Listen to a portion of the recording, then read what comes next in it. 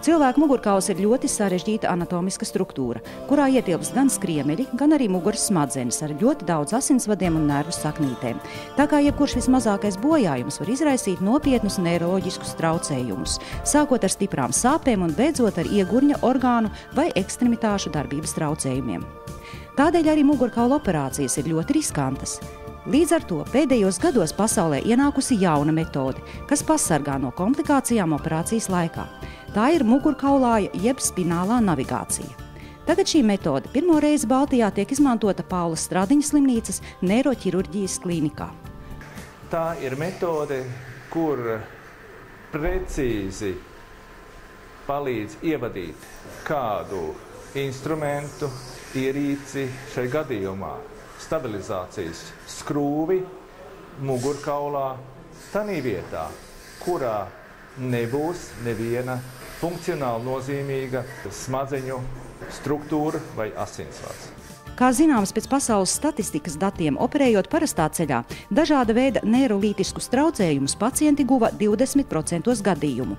Tā kā šīs iekārtas ieviešana, neskatoties uz augstajām izmaksām, klīnikā bija ārkārtīgi svarīga.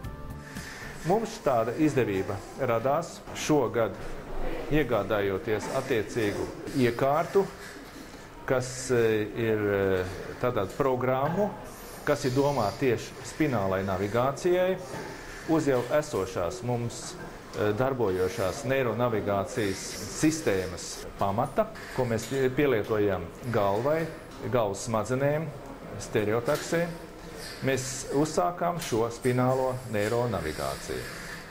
Šo operāciju veids mugurkaulā, izmantojot transplantātus. Tas ir speciāls skrūvs, pie kuras fiksē mugurkaulu, skriemeļs tādos gadījumos, kad ir dažādi rakstura lūzumi pie onkoloģijas, kad ir audzēji un vēl dažos citos gadījumos. Paulas Stradiņa slimnīcas neiroķirurģijas klīnikā katru gadu tiek veiktas ap 60–70 mugurkaulāja fiksācijas operācijas. Izmantojot neironavigāciju, veiksmīgi jau izdarītas 5. Jaunā metode ļauj arī pirms operācijas izplānot tās veidu, gaitu un specifiku, kas raksturīga attiecīgam slimniekam. Tādēļ pirms operācijas veids speciāli mugurkaula kompjutertomogrāfisko izmeklēšanu, kuru pārsūt no kompjutertomogrāfu uz spinālās navigācijas bāzes staciju, un kas izvēršas 3 dimensiju attēlā, kuru sapludinot jau ar slimnieku esošajām bildēm uz operācijas galda, fluoroskopiskā metodē iegūst precīzu ainu, kas atbilst slimnieka mugurkaulā izmaiņām, jo katram mums viņas ir individuāls un neoperē mulāžu vai pilnīgi veselu cilvēku, operē cilvēku, kuram jau ir izmaiņas un tā tālāk. Līdz ar to rodās individuālās nianses, kas ir operācijas laikā strikti jāievēro. Tādēļ pirms operācijas notiek šī te plānošana, un kuras mērķis ir atrast optimālos ceļu un veidu šo te fiksējošo skrūvju ievadīšanai. Ja? Lūk, un daktars veic šādu te plānošanu. Tātad veikta datortomogrāfiska izmeklēšana, rezultāti pa kabeli tiek nosūtīti uz darbstaciju. Šeit jau plānošana ir veikta. Mēs tikai parādīsim, kāds izskatās 3 dimensijās datortomogrāfisks attēls. Rada virtuālu 3 dimensiju mugurkaulu modeli, kā doktors Kārkliņš teica, un te mēs redzam dažādās krāsās jau parādīts skrūvs, kurus būtu jāievada precīzi vajadzīgajos skriemeļos. Tātad šeit mēs skatāmies 3 dimensiju plānu un skatāmies katru atsevišķo skrūvi, katru atsevišķo skrūvas ievadīšanas vietu.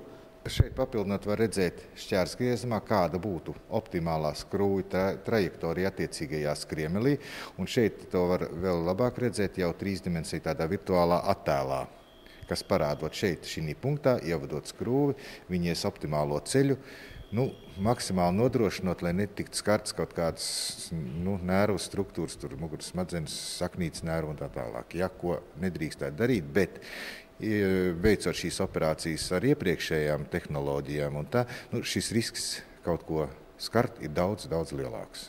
Tagad mēs varētu redzēt precīzi. Tad mēs iezīmējam konkrēto vietu un konkrēto skrūvu. Šeit tā skrūva parādās, pats galvenais uzdevums ir, lai tā skrūva neiziet ārpus kaula. Tātad mēs patreiz braucam tā virtuāli pa kaulu, iedomātā skrūves virzienā. Un mēs redzam, ka skrūve mums ir ieplānota. Jā. Ieplānota no ievadīšanas vietas līdz pašam skrūves galam, ka viņi ieplānota precīzi un atrodas precīzi kaulā. Tagad mēs varam pāriet uz citu skrūvi, un mums parādās jauns attēls. Mēs redzam šeit, tātad, kā tēmekļa tajā krustpunktā, mēs redzam šeit skrūvi, kuras diametrs arī tiek ievadīts atbilstoši tam, kādu mēs izvēlamies. Un, protams, ar ieplānojumu skrūves garumu, mēs redzam, ka arī šī skrūve ieplānota precīzi, viņa atrodas kaulā, un tā ar vienu. Un tālākais jau notiek operācijas laikā, kad uzstāda kameru, antenu uz mugurkaulā skriemeļa, veids rentgena fluoroskopisko attēlu, ko sapludina kopā ar šo te virtuālo kompjūteru attēlu, un tad mēs iegūstam to reālo ainu jau uz šī te datora, kas ir. Un tālāk jau tas ir operācijas etapā, kas ir nākošais solis operācijas laikā, ko dara. Izmantojot jauno spinālās neironavigācijas sistēmu, operācija noris ātrāk. Tas samazina arī asins zudumu pacientam. Līdz ar to iespējams saīsināt pēcoperāciju periodu. Прошла уже почти неделя после операции. Как вы чувствуете? Pagājusi jau gandrīz nedēļa pēc operācijas. Kā jūs jūtaties? Jūtos labi. Jau staigāju un nejūtu vairs sāpes kājās, kā tas bija agrāk. Kurā dienā pēc operācijas sākāt staigāt? 3. dienā pēc operācijas es piecēlos. Dakteri gan vēl neļāva, bet es uz savu galvu to izdarīju un sāku staigāt. Citiem es gribētu teikt, šī slimnīca un ārsti ir teicami. Tikai nevajadzētu savu slimību ielaist un saulaicīgi griezties pie ārsta. Должны, чтобы обращались в свое время, только не затягивали.